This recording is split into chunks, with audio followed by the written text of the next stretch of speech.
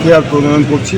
নির্বাচনী ইশতেহার প্রণয়নের আগে আমি হালুয়াঘাট ধোবাউড়ার সুধী মহল, ব্যবসায়ী, কৃষক, শ্রমিক, শিক্ষক, সাংবাদিক, তারপর ক্রীড়াবিদ, তারপরে বিভিন্ন সামাজিক সংগঠন, মহিলা সংগঠন সহ পেশাজীবী সকল ব্যক্তিবৃন্দের সাথে আমি মত বিনিময় করছি। করে তাদের বক্তব্য নিয়ে কিন্তু আমি আমার নির্বাচনী ইশতেহারটা প্রণয়ন করছি, যে আলোকিত হালুয়াঘাট ধোবাউড়ার গড়ার প্রত্যয় সেটার নাম থাকবে।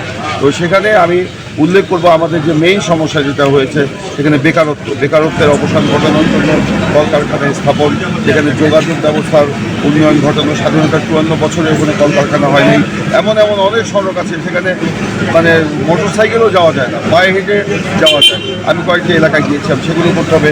এবং চিকিৎসা সেবা জনগণের দোরগোড়ায় নিয়ে যেতে হবে। এই জন্য আমি বিভিন্ন সরকারি বেসরকারি সংস্থার সাথে আলোচনা করে ইতিমধ্যেই হালুয়াঘাট এবং ধোবাউড়ায় আমি 20টি মিনি হাসপাতাল আমি বরাদ্দ নিয়ে এসেছি।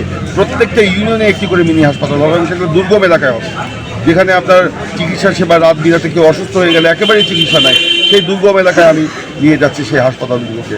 সেখানে আমরা ক্ষুদ্র জাতিগোষ্ঠী যারা রয়েছে তাদের এলাকায় হবে, অন্যান্য এলাকায় হবে, এগুলো নিয়ে আমরা কাজ করছি। একই সাথে শিক্ষার আলো ঘরে ঘরে ছড়িয়ে দেওয়া, ধর্মের আলো, সম্প্রীতির আলো, সংস্কৃতির আলো এ থেকে ছড়িয়ে যাওয়া, এবং একই সাথে যুব সমাজকে মাদক এবং অনৈতিকতার দিক থেকে ফিরিয়ে নিয়ে এসে একদম পুরোটা বছর 12 মাস ব্যাপী আমরা খেলাধুলার আয়োজন করা। এই জন্য হালুয়াঘাটে একটি স্টেডিয়াম বানানো এবং ধোবাউড়ায় একটি মিনি স্টেডিয়াম আছে, সেখানে সারা বছর ব্যাপী যেন খেলাধুলা হয়। এবং কলসিন্দুর আপনারা জানেন যে আমাদের মেয়েরা জাতীয় এবং আন্তর্জাতিক খেলায় অনেক সাফল্য অর্জন করেছে। এর আগে আমি তাদেরকে সম্বর্ধনা দিয়েছি, সেখানেও আমি ঘোষণা দিয়েছিলাম কলসিন্দুরে একটি আমরা মানে স্পোর্টস একাডেমি আমরা করব, যেখানে আপনার মেয়ে ছেলে সবাই প্রশিক্ষণ নিতে পারবে এবং প্রশিক্ষকদেরকে সে ব্যাপারে আমরা ব্যবস্থা গ্রহণ করব।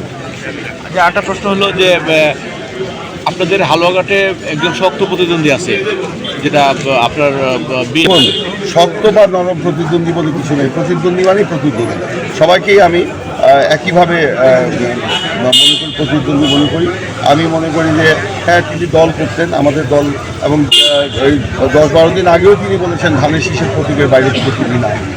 আমরা কিন্তু সবাই একসাথে, উনিসহ আমরা সকলে একসাথে তারেক রহমানের কাছে 2 হাত তুলে আমরা ওয়াদা করে এসেছিলাম যে আপনি যাকেই নমিনেশন দিবেন আমরা তার পক্ষেই থাকবো। কিন্তু পরবর্তীতে কার্যক্ষেত্রে কিন্তু আমরা সেই প্রতিশ্রুতি ভঙ্গ হতে দেখেছি।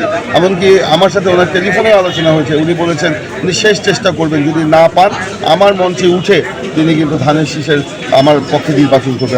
উনি যদি পায় আমি করবো কিনা, আমি ওনাকে বলেছিলাম আপনি যদি পান আপনার মঞ্চে উঠে আমি আপনার নির্বাচন করে দিয়ে আসবো। কিন্তু সেই প্রতিশ্রুতির কথা কিন্তু আজকে অনেকেই ভুলে গেছে। তো যাই হোক, আমি সে কথা বলবো না। এটা ধানের শীষের যারা কর্মী, সমর্থক, ভোটার আছেন, জনগণ আছেন, সেটাই বিচার করবে। এবং জনগণ এই মানে ধানের শীষ প্রতীকের সাথে প্রতারণা বা বেইমানি এটা পছন্দ করবে না বা করেও না। তো আমরা সকলকেই আমরা মূল প্রতিদ্বন্দ্বী হিসাবে আমরা বিবেচনা করব।